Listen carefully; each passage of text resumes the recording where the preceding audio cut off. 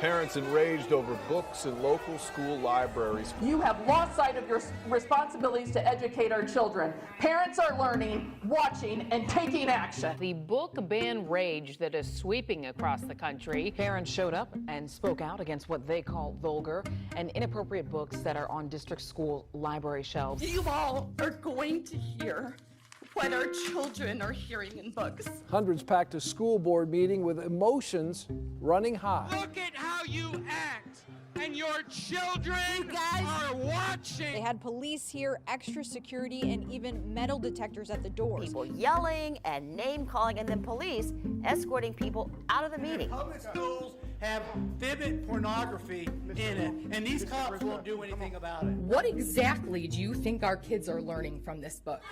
The only books that my son can read are about slavery and lynching, things that I find disgusting. Do you guys think this is appropriate for kids in school? The books were called pornographic, and parents blame board members for keeping them on the shelves. Jesus is going to get you one day when it comes to Judgment Day. All of you.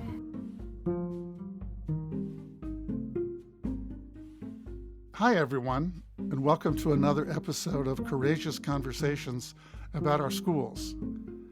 Today I'm going to be talking with 4 people about books, a topic that's everywhere in the news these days. The ones that students should be able to read, the ones that should be banned, and who should be able to make these decisions. According to the education journal EdWeek, in 2021-22, the number of books banned in school libraries increased dramatically. That year, 138 school districts in 32 states banned more than 2,500 books. Those bans affected close to 4 million students. 41% of the banned books were about LGBTQ characters. Titles that contain protagonists or important secondary characters of color were a close second, accounting for 40% of all book bans, or 659 unique banned titles, according to EdWeek.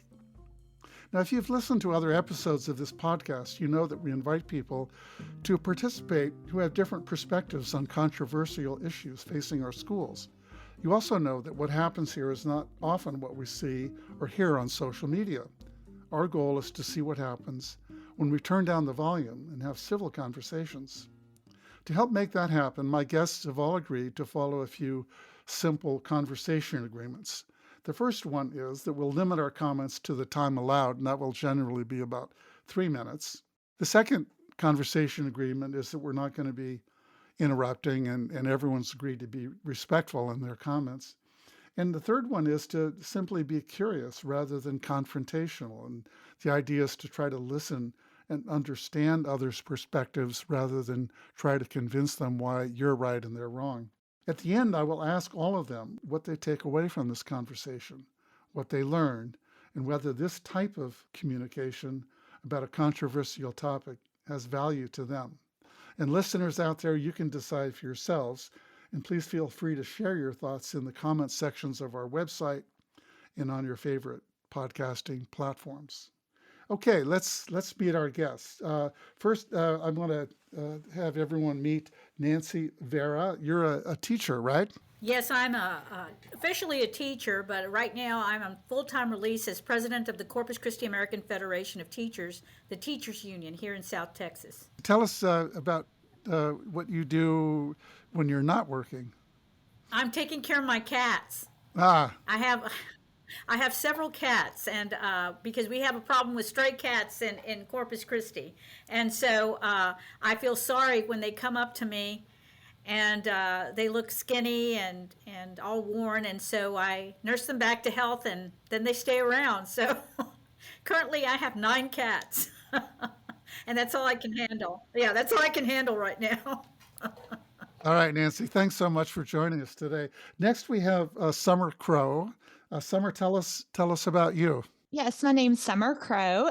I'm in Texas as well. So I'm in the Keller ISD district, and that's outside of the Fort Worth, Dallas Metroplex. And I have 3 kids. They range from elementary school all the way up to high school. So we have elementary, middle, and high school all represented. I substitute teach in my spare time. I actually really enjoy that. I do it more for the interaction with the students than I do the money. I just really enjoy being in the school environment. I come from a long line of educators. So I do that, as well as a lot of sports watching. So I have a lot of kids that participate in sports. So I'm usually at the ball fields watching baseball games. I do try to get in some pure barre classes for myself as well, though. Well, Yes. Thanks so much. I'm glad you're joining the conversation today. Next, we're going to go to Abigail Harris, who's has the unique distinction of being the one student we have on the call, or a current student. I'm sure we all have been students or are students of life in general. But Abigail, tell us about you. I'm actually from Georgia, the Forsyth County School District. So we've been a little notorious when it comes to the book banning process.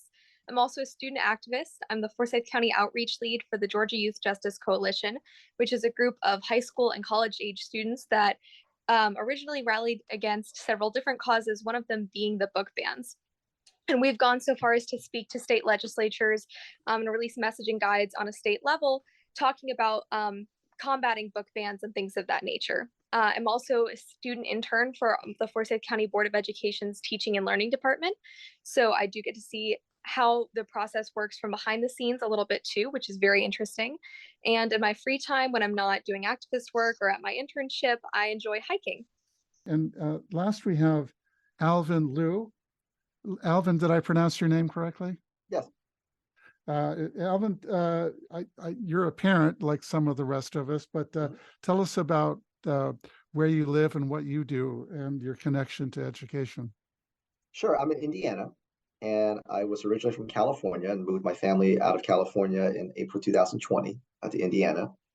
And Courage is a Habit is an organization that I'm with that primarily helps parents understand kind of what's going on in the schools, help them understand kind of what their children are facing, and kind of give them tools and resources so that they know how to defend their children. Because a lot of the things that are happening in schools, parents are understandably very concerned about, and so we try to develop tools and resources for them to. Because there's a lot that with parents when they work. Most parents, some moms stay home. Sometimes there's 2-income households. Sometimes there's a single mom, single dad, and they don't have the time to listen to 20 hours of podcasts or read 10 hours of white paper. So we try to distill things down to them that they can understand, and then they can then find out for themselves what's going on in their schools and take action themselves if they feel like things are not appropriate or appropriate in schools. And when you're not spare time, this takes up a lot of time. So the times I do have, oddly, I actually love reading. I try to read things that are not part of this world because I read too much of it. And so I try to read things that are trying to, like right now I'm reading this fascinating book called This Will Never Work. And it's a story of the original Netflix founder and how they started and how difficult it was and how everybody thought that was a dumb idea. Sending DVDs through mail, and it's a great inspirational read about how to start a business that's now a multi-billion-dollar business. So thanks for that, and thanks for introducing yourselves. We're gonna jump right into the topic of book banning and which books should be banned, if any, and who should decide. So the first question is: are there some books and materials that no students should have access to, regardless of their age? Summer, you want to go first? I can take that, sure. So first off, I think that it's important that we break this question into 2 different categories. In my opinion, students, because there are students that are 18 years and over, should have the freedom to read and access whatever materials they would like, so long as it's not breaking any laws. I think where they access those materials, though, is a key point. It's one of the beauties of our country is having our public library system. And a lot of different bookstores. So there are other options to access materials outside of just their public school libraries.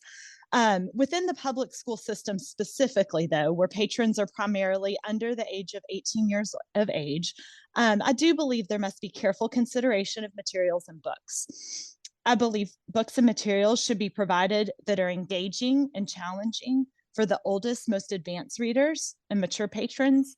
However, and this is, I know, where it gets tricky, I don't think books should cross community standards for what's considered morally inappropriate for the youngest patrons of that particular library.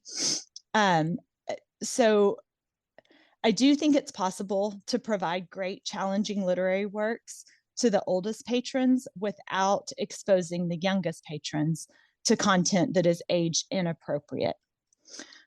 We live in a highly sexualized world these days. However, there are high school students that are going to battle to shield their minds from sexually explicit content. They know their hormones are raging, but they also know they don't yet have a healthy sexual outlet, for lack of a better phrase, and they don't want to do anything to further awaken that desire. They are careful about what they search, view, listen to, where they go, who they hang out with and date. But in many of these books, especially those in the fantasy and nonfiction romance genres, the reader has no idea in advance if the book is going to have explicit sex. It's not fair to them to be reading a book they got from their school, to be invested in the characters and the storyline, and then come upon a fictional, explicitly detailed sex scene that gives them all the feels. If we are going to provide this content, at a minimum, I believe our teens should be forewarned. Furthermore, I believe parents should be able to say, my child does not have permission to access certain content such as explicit sex, explicit rape or sexual assault scenes, for younger kids, profanity, glorification of self-harm, suicide, or drug usage. These are all topics that parents should be able to monitor and discuss and know that their kids have now had exposure to before their kid just is reading it without having that parental oversight. Summer, thanks so much for that. Abigail, you want to take a shot at it? So one thing that I think is really important in this kind of discussion is there is no black and white when we're talking about materials like these. It's really difficult to say no students should have access to X material and all students should have access to Y materials. When we're looking at a K through 12 education system, we're looking at a variety of age ranges and we're looking at a variety of maturity levels even within those age ranges. So saying that this type of material is appropriate for elementary school students could vary wildly when you have a 12-year-old that has a different maturity level than a 7-year-old. So that's something we have to be very conscious of as advocates for our community. So one of the main things is, I think, putting an absolute stop or an absolute ban on certain books can be the dangerous part. Because when we say no students should have access to this materials for X, Y, and Z reasons, we're discrediting the concerns of students who may be able to handle those materials, or that may be the reality of they are mature or they feel that this is an appropriate material. And that's much different than this book is a gray area and we should have students or parents pick where their student is able to handle those materials. So I don't think that there's an absolutely hard line, no students should have absolutely no access to this material. It's because saying that in itself is the dangerous thing. But then coming back and saying we should be able to have a conversation about what books and materials are appropriate, that's more of a gray area, because obviously you don't want a 6-year-old to pick up a book that has a graphic sex scene in it. But at the same time, for some high schoolers, while that's not necessarily what's deemed morally appropriate or goes along the moral standards of their community, it may be something that that high schooler sees as appropriate for them based on their life experience, which isn't something parents and a lot of advocates want to hear, and that's understandable. But there's a difference between an 18-year-old picking up that book than a 7-year-old, is what I'm trying to say. And when we have these materials and we're taking them out of the classrooms, then we reach a point where it's at, is it your comfort level we're working with, or is it what's appropriate? Because those can be two different things. Certain parents need to monitor their students more closely. They feel that's appropriate. But in other ways, monitoring an entire classroom and taking certain books out of that classroom can erase experiences and can erase different narratives that are accurate and that are historically accurate, that fit into our communities and that we don't see on our bookshelves. So then we as students have something that may be appropriate for our age range, but we're not seeing it because that narrative isn't deemed as appropriate, or it's not deemed as something that we as students need to have access to. And that's where the danger comes in for us, that we get access to different narratives and storylines taken away from us that represent members of our community. So Alvin, we're going to come to you. And are there some books and materials that no students in schools should have access to, regardless of their age? First of all, I think book banning is definitely a term that's already been misused, because I have not ever met a parent who wanted some of these books out of the schools, these really vulgar, obscene books out of the schools, to say they don't want the books to exist at all. I've not had one, and we work with parents all across the country. I have not heard a single parent ever say they want the book banned. What they're talking about is appropriateness. And we do that with everything. We don't really have gray areas when it comes to movie and music. They have an NC-17, they have a rated R, they have a certain flag for music. Certainly, if you want to buy it for your child, you can do that. But my 7-year-old, 8-year-old cannot walk up to the theater and say, my maturity level is that I can go watch Predator, or I can go watch whatever. Hey, you got, even if I took her, if I walk up to her and say, hey, she's 7, but I believe she has a maturity level of 15-year-old, you can let her in. They will say, we can't take the ticket, right? So we have these measures across for everything. So in all forms. So the books, saying that the books, we can have a gray area because it could be this or that. It doesn't match it doesn't match for how we try to protect the minds of young people. So yes, absolutely, there should be measures in place. And a lot of the books that I've seen where parents are kind of up against it, they're obviously very vulgar. We're not just talking about ideas. I think the difference between we shouldn't have books out of the school if the ideas make people uncomfortable, but it's the vulgarity. So you have things like genderqueer, this book is gay, or it's perfectly normal. Those are pornography, because it's actually if I show this, here's my test. Here's my test for everybody listening and everybody here. If I take a book, okay, and I work in the office, and I took that book and I took a page out of the book, and I walked up to my female coworker and I put it on her desk and I said, this is for you. And I signed my name. If I took some of these books that the parents wanted out of there, by lunchtime, I'd be out of a job. They wouldn't even write me up. They just send me the HR and say, you're out of here, right? Because no female coworker would be good with me putting that book on their desk. So here's my acid test. And here's what I'll say about should their books be in or out, or kids. If you as an adult male take that book and give it to your female coworker, and if you can comfortably do that at your workplace, then I'm good with it. But if you don't think you can do it without getting fired, it shouldn't be in schools in front of minors. That's a kind of a pretty easy acid test, I would say, when it comes to that. If it's not, and a lot of the books that we're talking about that parents want to be gone, I can't read it in legislative open sessions. They won't let me read it. I can't show it on TV. I can't read it on the radio, because it actually violates FCC laws. So if I can't read it in a legislative open session, if I can't read it on the radio, if I can't show it if I'm getting interviewed on TV, why is it okay for minors? Great. So Nancy, let's let you answer the question and have you jump in and share your thoughts about whether there are some books that should be banned regardless of the age of the student. Well, I don't know if that should be the criterion for banning books. I think that I don't believe in banning books. I think that each parent has the right to choose what book the child should read, or their children should read. And I know that we have in our public schools criteria that we use as educators to determine whether a book is age appropriate or not. And we certainly aren't going to give explicit books to children in our public schools. That's not the point. The point is exposing them, as somebody said, I think Summer said, to ideas, and that she isn't opposed to that. And the thing about it is, where do you draw the line?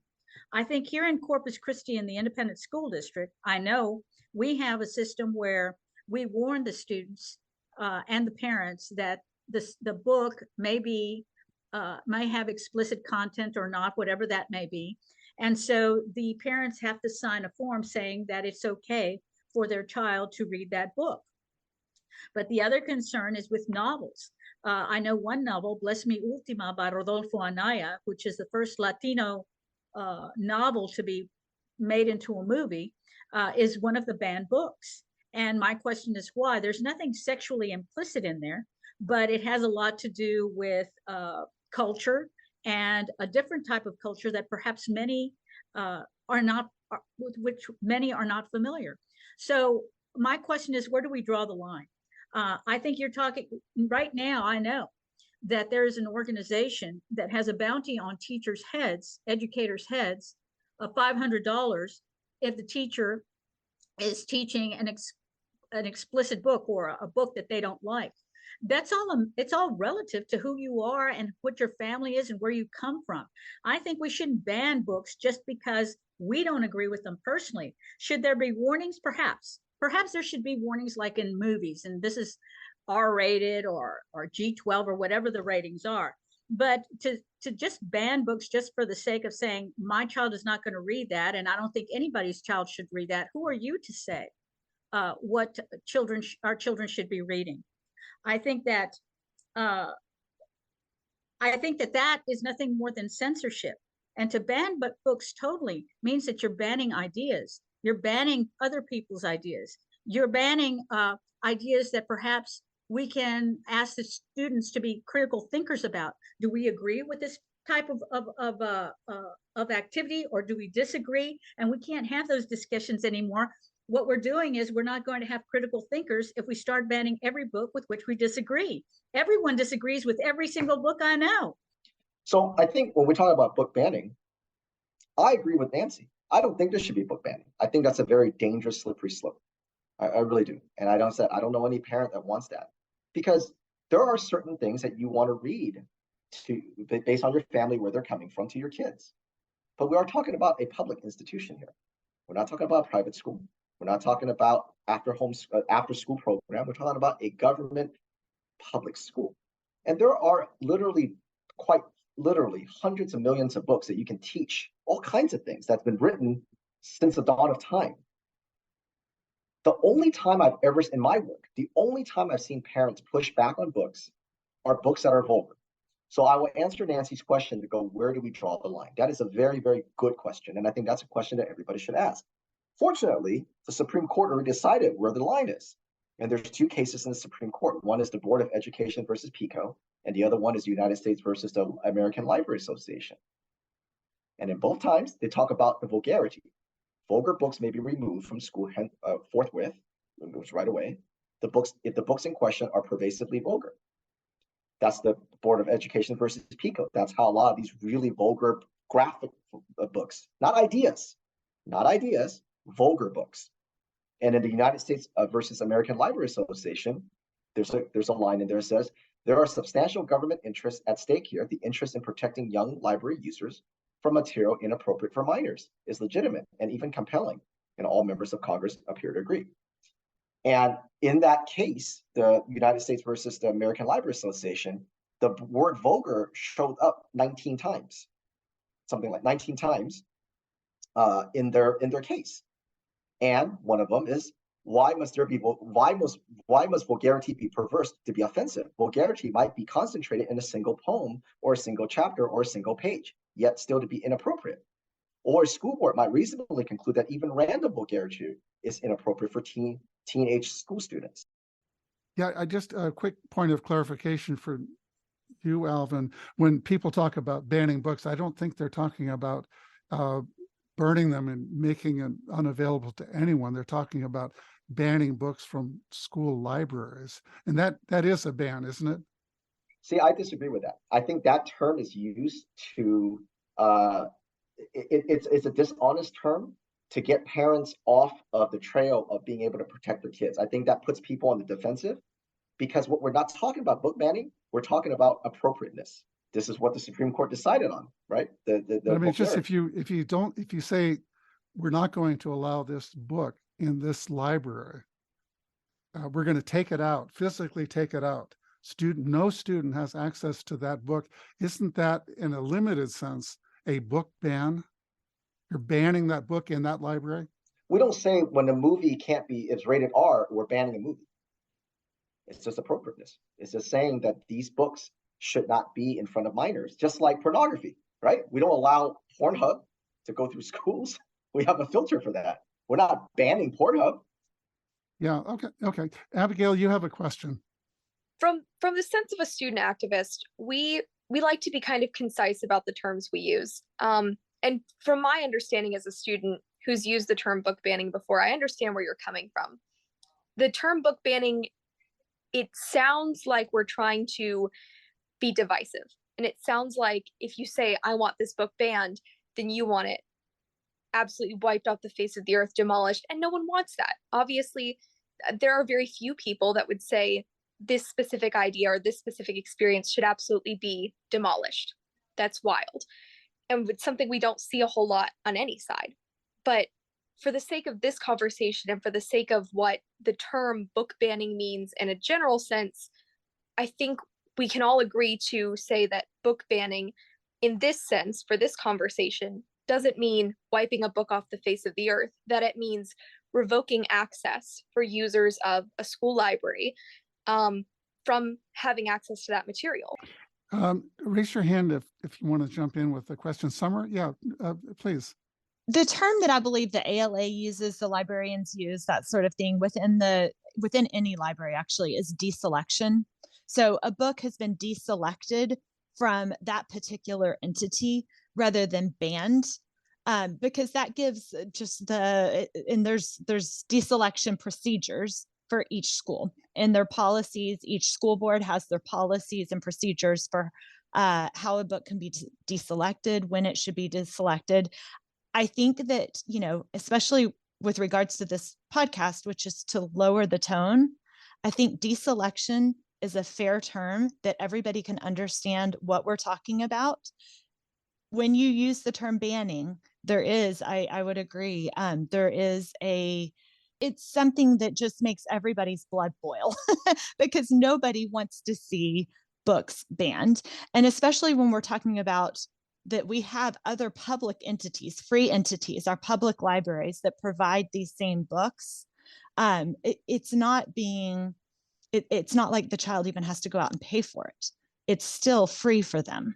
It's just at a different location. And I'll add, at the public libraries, you've got to go in with your parent if you're under 18 to get your library card. So a public library does have a certain parental oversight in it as well. I have a question, and I appreciate that distinction you're making between deselecting, because the banning has implications that, technically we maybe say we're banning it from this library, but it has these other implications that are kind of cause people to negative, wince yeah. and say, so that's helpful for me. I guess I have a question about deselecting books, and I'm thinking, one could have the position we should not deselect any books from school libraries, right? And that would be a pretty extreme case. But I just wonder if anyone on the call here today would agree that no material should be deselected, because I'm thinking about, a book that promotes violence, or a book that tells people how to make bombs, or that are universally or widely viewed as being obscene. We wouldn't, and I guess I'm coming to Nancy and Abigail, we would want to deselect those books, wouldn't we, from school libraries? So it's not that we would be opposed to banning or deselecting any books. It's back to your point, Nancy, is where do we draw the line? Well, it's all relative, Ken. Mm-hmm. The fact of the matter is, in Texas, we have people who would love to show our students all about guns. In fact, we do have books in our libraries about guns and rifles and semi-automatic weapons. Do I want those in the library? No. But at the same time, people who want those books are going to say, wait a minute, our child has a right to know. And then you have, of course, in some schools, the ROTC, where they actually hold guns and all of that. But I'm not trying to stray from the topic. It's just that, once again, it all depends on where you live, with the community in which you live, and those community standards that somebody was talking about earlier. It's different everywhere we go. Okay, Summer, you wanted to reply? Yeah. So Nancy, I agree with you there. You're exactly right. community standards plays into this to such a high degree. That's where, and that again, Supreme Court rulings, we have our EF legal policies that state this. It is up to the school boards to define what is educationally appropriate for their local entity. I do think this is very much a local decision. I think it's something that it's why local elections matter so much. It's why there's a heightened awareness amongst communities now to get out and vote for your local elections. But I think that we need to step back and give our school boards the authority that they've been given through that vote to define what is and isn't appropriate for those various age groupings. Summer, we're going to come to that really tough question in just a minute. So I want you to hold that thought and come back to it, because as Nancy and others have said, it's, where do we draw the line? And that's really what our next question is going to be about, is who decides and where do we draw the line? But I just have a quick question for you, and then I know Abigail wants to jump in. The examples that you gave in your opening response, and then again here, many of them were related to what you thought was inappropriate, had to do with things of a sexual nature, right? But you didn't, to my recollection, in anything you said, refer to what Nancy was talking about is books that say or have gratuitous violence in them, or books that are about guns and perhaps glorifying violence. Would you also be opposed, and would you support deselection of books that are that have gratuitous violence in them? So that is where my calling is to pursue making sure that there's an awareness of the sexually explicit content in these books in our schools. In getting involved in this movement, though, there have been voices raised in terms of violence, profanity, those sort of things. I think, again, it's important that we define it for different age groupings. So, for instance, violence, my personal opinion on that is for high school. I think that is okay. Now, you mentioned, a book that teaches you how to build a bomb. I think there should be some restrictions on those kind of things. We don't want to be teaching anybody, honestly, how to build a bomb. Summer, let's say someone like Nancy comes in as a parent or as an educator, yes. And as she said, I don't like books that talk about that glorify the use of guns and shooting other people, and she as a parent or an educator, I don't want that. Are you going to respect that and say, okay, I will add that to the books that are deselected at this school? So I think it's one of those things that needs to be defined by your local school board as to what is and isn't appropriate, and at what level for those various touchy subjects, such as violence. I think violence should be, and it is here in our district, one of the line items on our rubric. I have one quick question for you, Alvin, because you used a really interesting example to make a point you were making, and that was that if you took certain materials that are the students are allowed to see or study in schools, and you took it out and you handed it, a man handing it to a woman, you'd be fired. Or did I get that right? Right. That it seems like so hypocritical that on the one hand, you have material that would cause someone to be accused of sexual harassment, maybe fired. In another case, it's perfectly acceptable to let students see it. So I'm wondering, to me, it seems like it's about context. If you had an anatomy book, you were teaching high school kids, and they had pictures of human bodies, or a sex ed class, and you were showing them as part of a sex ed class that parents could opt in to have their kids attend it, and you took those materials and walked outside and put them in front of a person in a coffee shop, that would be sexual harassment, because it has everything to do with the context, doesn't it?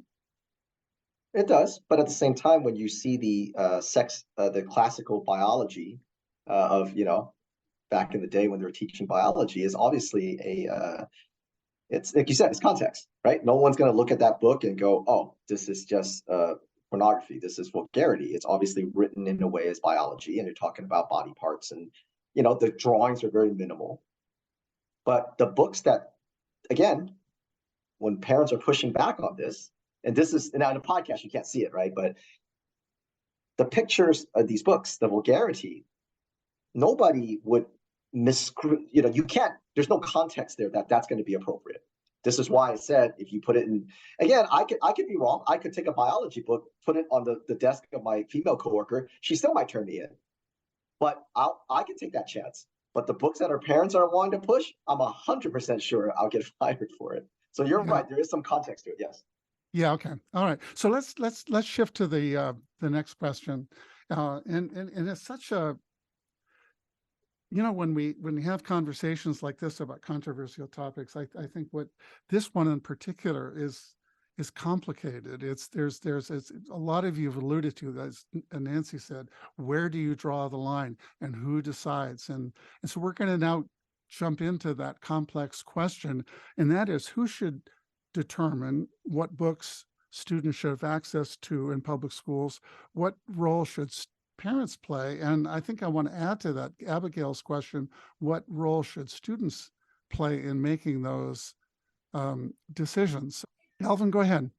Schools have been around for quite some time, even public schools, right? And the problem that we're seeing today is because of the influx of all these new books that are really just completely crossing the line. Because you think about it, students had voices before, parents had voices, people had, and then there are books in there that challenges ideas, and nobody had any real problems with it. But today, these books that are coming in are obviously very either very heavily political in nature, or obviously trying to push an ideology, or a sexual ideology, or a violent ideology. So there hasn't ever really been a huge problem in public schools until very recently. So the question really, to me, is why has it been? Why has this been such an enormous push for these books? Whereas before, look, you can have a book that challenges an idea that I don't feel comfortable with. That's fine. And no parents really had a problem with it. So, but back to the question of, this is why the 2 Supreme Court cases are so important, because the question of who should decide has already been decided. Great. Summer, do you want to respond to the question? Add on to what Alvin was just saying. He is exactly correct, and I've read the whole PICO case front to back. And it does make the allowance for books to be deselected if they are pervasively vulgar or educationally inappropriate. The problem that we come into with that particular terminology that's used for these challenge committees is that those terms, all of them, all 4 of those words, are extremely subjective. What we're really finding needs to be done is that at the local level, again, the school board level, in partnership with the administrators, those terminologies need to be defined. So what is educationally inappropriate? When we say pervasively vulgar, what exactly does that word pervasive mean? I've been in challenge committee meetings with professionals that say pervasive means every single page.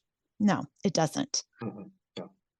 Is there a definitive answer to the question, though? No, there's absolutely no. It's extremely subjective. Mm-hmm. And that's why I think, ultimately, I hate to say this, but this might end up back at the Supreme Court to get some clarification around some of this terminology. And if you really get into this case, even the 4 justices that were in dissent on this case called out all of that. They said, hey, this is a problem. We're using this terminology. It's not going to hold water. So what we're doing in our district is saying, okay, we know we can deselect books based on this, but to lower the tone in our community, let's come up with what these terms mean for our district. So what our district decides they mean is probably going to look vastly different than, let's say, Austin, Texas, or LA, or Las Vegas, for example. And Summer, I want to tie this back to what you said earlier, because I think I understand what your answer to my question is, which is that school boards, elected school boards, in partnership with administrators and school administrators, in partnership with. So Yes, yes. So, and it does say that in the EF legal documentation, it does say, that this should be a partnership, but ultimately the school board, who's the elected officials, are the ones who vote off on the policies that are created by the upper level administration within the district. Okay, all right.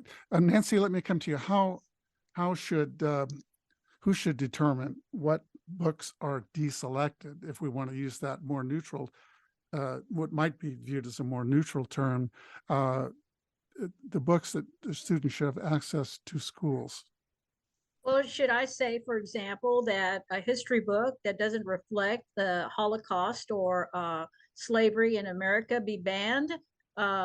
Or are we still going to continue teaching the fact and denying the fact that in some cases that the Holocaust never occurred or that slavery never occurred here in the United States?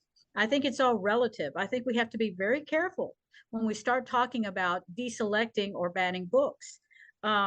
As far as the parents are concerned, we're assuming here, we're making a big assumption that all parents are like all of you. They're not.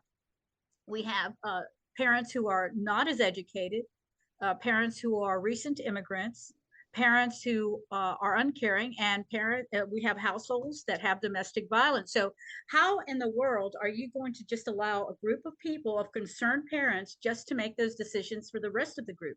I think sometimes, as much as I deplore violence and all of that, how are we going to teach students about domestic violence? I remember one time I was in the classroom and I was teaching students about life experiences as related to literature.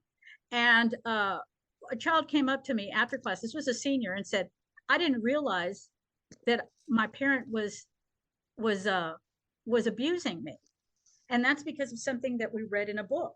Was it explicitly violent? No, but at the same time, it was one of those situations where you can't really determine what is appropriate or inappropriate based on your personal life experiences. Yes, I agree that the board should make a decision. Yes, I believe the administrators, but I think the community as a whole, including teachers, should be making those decisions specific for the needs of their children in the classroom. And I think that we as professionals, as teachers who are professionals, we know what our students need. And I wish they would give us the autonomy, along with the parents and talking to the parents and the school board, instead of just administrators, instead of a top-down thing. Let's ask the students what they want to see. Let's ask the students what they're experiencing now, because it may be very different than what we think. So Nancy, I'm just going to try this this concept called looping, which is just a word for seeing if I understand what you're saying. And I want to see if it's that different from what Summer was saying, and maybe even what Alvin was saying. Then we're going to come to Abigail. That you think that people do need to come together and have these conversations about what's appropriate to put in schools. And you tell me if I'm right or wrong, but you Summer mentioned school board members and school administrators are the people that should do that. But in your mind, do I have it right that there probably should be some restrictions on some materials that are cross the line, but you think that it should involve, that those decisions should include members of the community in addition to elected school board members and students and teachers? Do I have that right? I think so. I think that there need to be continuous conversations with regard to how our society is evolving or devolving. We don't know. So we need to have those conversations. And if we don't have them, we're going to be making assumptions about what is appropriate and inappropriate, and we don't really know.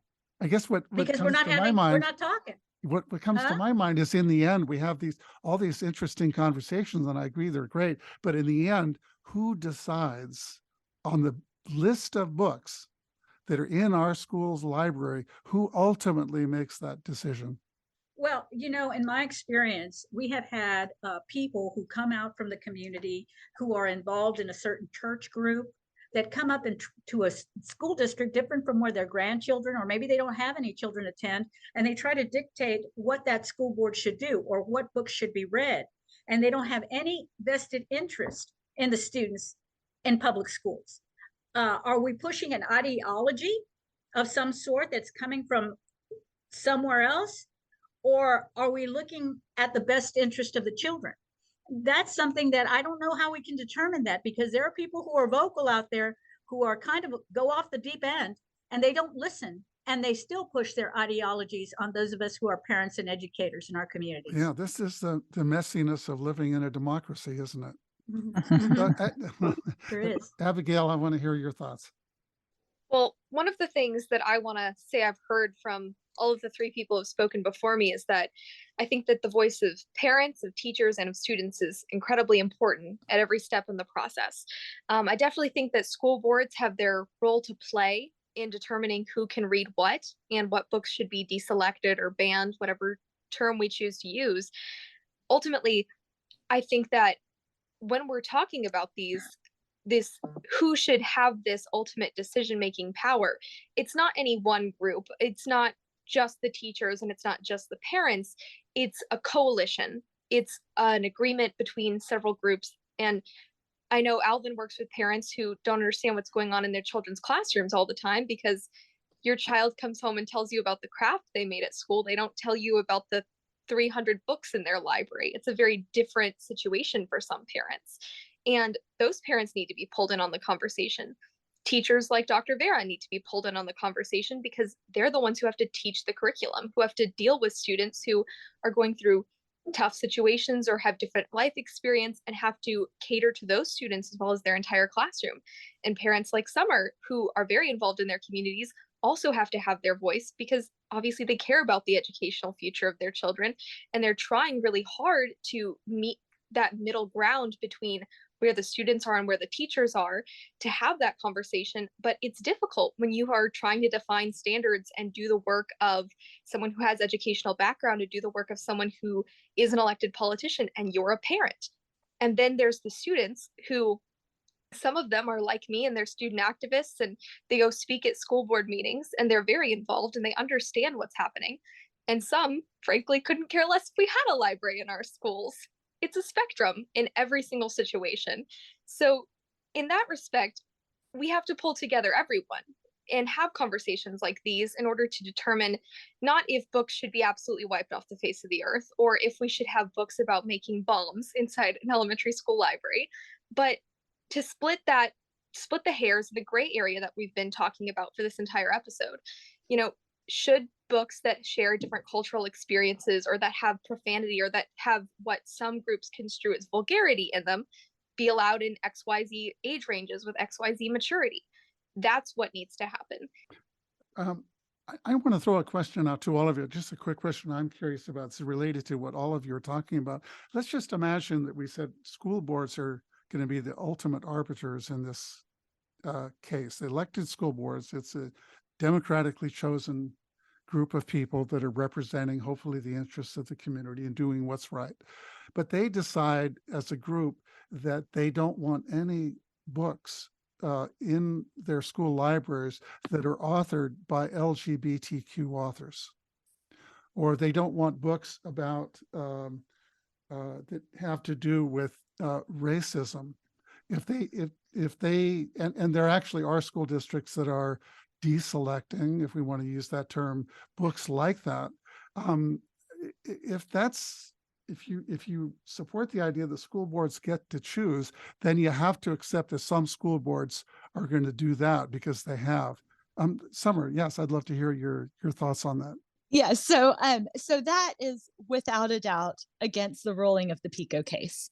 So that should be hands down not allowed by school boards. And any educated school board that is in council with their in-house legal counsel is going to be told they cannot do that.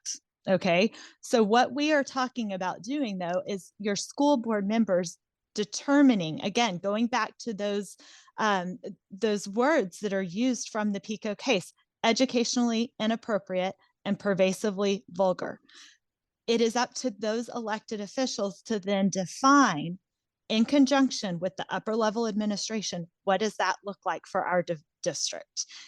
Then you can take together parents and put those books up against what has now been taken from a subjective to an objective terminology. But let's say the subjective interpretation is this book that has some sexual themes, but it's LGBTQ oriented. People think that's vulgar. Mhm. And as you were saying, that there's some subjectivity to it. So it's conceivable, isn't it, that they could say that's our interpretation of that word. Of vulgarity? Yes. Is that what you're saying? So, I mean, they're probably going to get voted out, right? Again, because it's unless an they live in a elected community that also generally believes that it's LGBTQ themed books are vulgar, and that's who gets voted in. Whether it reflects the community or not, it's a possible problem, right? Wouldn't you say? I don't see that happening where we're at right now as a society, but it is possible. Again, I would say if that's the people, though, that are representative of their local community, then that's their right. And I just want to go back to what I had read in EdWeek in 2021 and 22, 138 school districts in 32 states banned or deselected more than 2,500 books, and 41% of the banned books were about LGBTQ students. Now, are you thinking that all of those were? It's a very interesting statistic, because I think we would absolutely have to break that statistic down and see what explicit sex scenes were in those books. But it's your thought is that those could be interpreted as vulgar, and then therefore it's within their legal right to deselect those books. Exactly. And that's why it's important that you predefine, okay, if a book has this type of content in it, regardless of what community it adheres or it appeals to, so be it LGBTQ, heterosexual, whatever, we're deselecting it because it has explicit sex, not because it's representative of the LGBTQ community. Okay. I can say in our district, we have tons of LGBTQ books.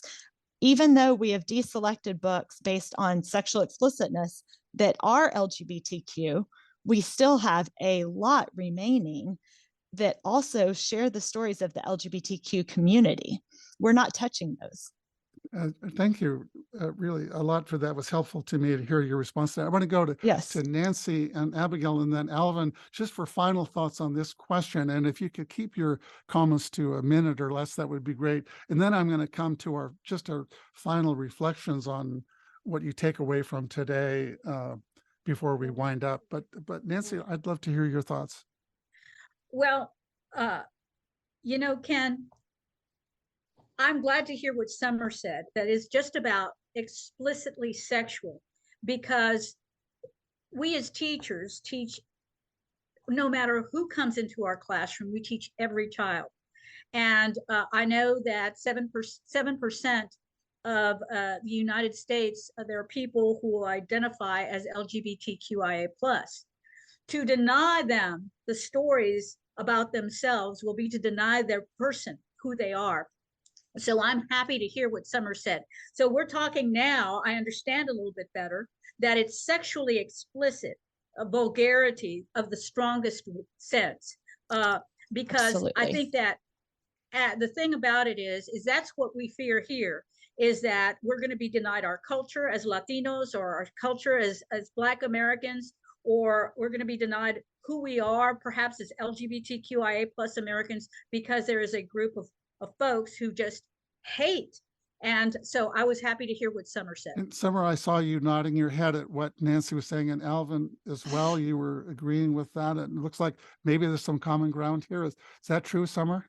Yes, absolutely. Absolutely. And that's where I think the media has done us a disservice as a country, honestly, over this issue, because it's going to get a lot more views if you say that we're doing something that we're not. I can tell you the majority of the books that I have challenged have actually been heterosexual.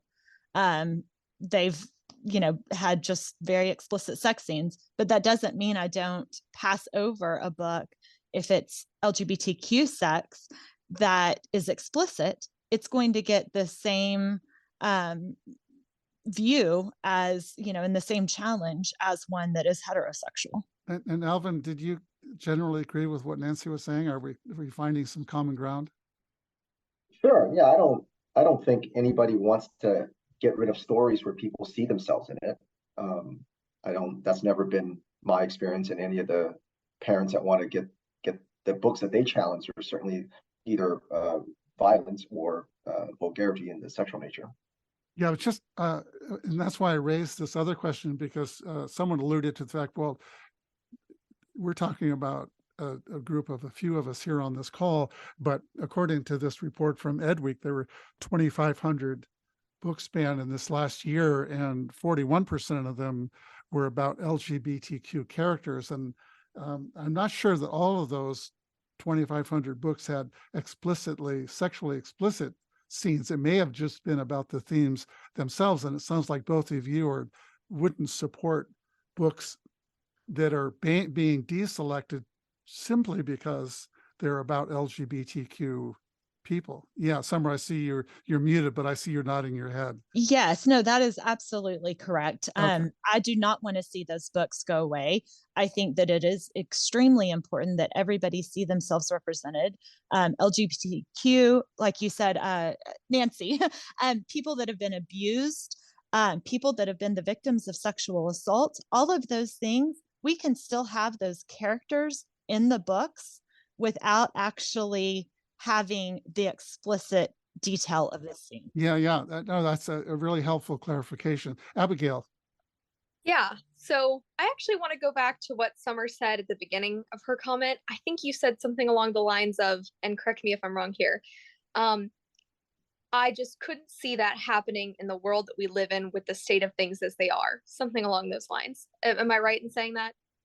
Yes, I believe so. With regards to a theme of LGBTQ specifically being banned by the school board level. Yes. Yes. Well, I'm really glad that we can say that about some parts of America, but I live in Forsyth County, and that's not always true. It's one of those things where I hear people speak at my school board, and it can be radically different from what's happening on the opposite side of the country. And overall national legislation may cover it all, but when it comes down to it, I see people speaking at my school board meetings that say, we don't want people who are homosexual or queer in stories that our children are going to read. And when it boils down to it, we're talking about books that are so explicitly sexually vulgar, not because they're homosexual, but because they have sex scenes that are explicit and vulgar.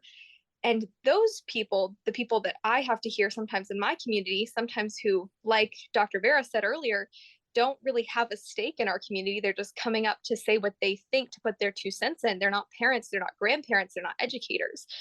Even though they have their right to a voice, they say these things by nature of, we don't feel like these books should be here because if these kids read these books and they're going to be gay. Well, I've read 100 straight books. I'm still not straight. And I will tell you right now that no book in our library is going to convert a child. And there's a difference between those vulgar books and those queer books. And that's the distinction that a lot of school boards are missing sometimes. And I'm glad that we have school boards that have really, really involved parents like Alvin and Summer, who are out here telling us, like, I would be totally fine if my kid was reading a book that had a queer character or that had a character of a different ethnicity or race that was based around their culture. But that's not what we're seeing in some of these school boards. And that's the really dangerous thing, because we're not talking about communities where concerned parents are coming forward to tell us that, hey, there's this really, really vulgar book that if I put it on my female coworker's desk, she would slap me. We're talking about these communities where these boards are banning experiences, lived experiences of students that make them feel isolated and unsafe in their own classrooms because they can't see themselves on their bookshelf. We're getting close to the end, and I appreciate your time so much in this really fascinating conversation. But I just want to go around to each of you and have each of you take a minute or a minute and a half and respond to this question. What do you take away from today's conversation? And what do you think about the way that we have this conversation and having it with people with different perspectives, and whether you think it might be valuable for people listening in and others who have conversations like this to have it. Again, take about a minute and a half. Nancy, let me start with you. Well, I'm taking away the fact that we can reach common ground. That if we talk about things and talk through things and we look at specific things, that we'll be able to come to an agreement, or like I said, common ground. And I, for one, am going to bring this back to our community to see how I can continue to try and forge that type of communication with those folks who are adamant about, they don't say deselecting books, they say banning books, but I'm going to start using that term too. So I'm taking that with me also. Alvin, I'm going to come to you. What are your thoughts? What are your takeaways from today? I think the format's great. I think it's wonderful. It's wonderful to hear from someone who's a student or just about to be out of, being a student. Obviously, it's wonderful to hear from someone who's, teaching in it. And of course, the parent, that I hear from a lot. So I think the format's wonderful. Thank you for that. Abigail, what do you take away from today's conversation? So one of the really nice things that I was able to take away from today is being able to hear the perspectives of parents who have a genuine stake in the conversation and are obviously coming from a place not of, I'm mad that this is in my school or I'm mad that this is happening in my community, but of genuine concern for their children. That's refreshing, because being able to have a conversation versus a screaming match is not always a guarantee in my school district. Great. And Summer, will come to you last. What do you take away from today's conversation? So one thing that I keep going back to in my mind is Abigail saying that in her school that books are labeled. And that is something that most librarians have been against that I've spoke with. They don't want a child to feel like if they pick up a book that has sexually explicit content on it, that they're being called out for that. And so that's their fear in labeling books. I think, though, as a parent, that's somewhere where we could get a lot of middle ground. Oh, thank you so much for that, Summer. Well, Abigail, Nancy, Summer, and Alvin, I want to thank you so much for being part of this conversation today. It's such an important topic, and it's not always being discussed in the way that we discussed it today. So I've personally learned a lot. I have a lot to think about, and I suspect our listeners do as well. For those listening, if you enjoyed this conversation, if you like seeing what happens when we turn down the volume on important conversations like this, you will probably like our other episodes on topics like race and racism on the school should play with respect to gender and sexual identity, and how and whether teachers should talk with students about current events and controversial topics in the classroom. You will also find interviews I've had recently with award-winning journalists like Amanda Ripley and Monica Guzman, who write about toxic conflict and polarization, the price we all pay for that conflict, and some of the ways we can better deal with our divides and escape that kind of conflict. Those episodes are available at schoolconversations.org and on most podcasting platforms, which is where you will find this episode. My sincere hope is that all of us can find ways to have civil and engaging conversations with people whose views differ from our own. As I see it, that's the only way we can find a clear way out of the culture wars and provide much needed support to our public schools and to help strengthen our democracy. So long, everyone.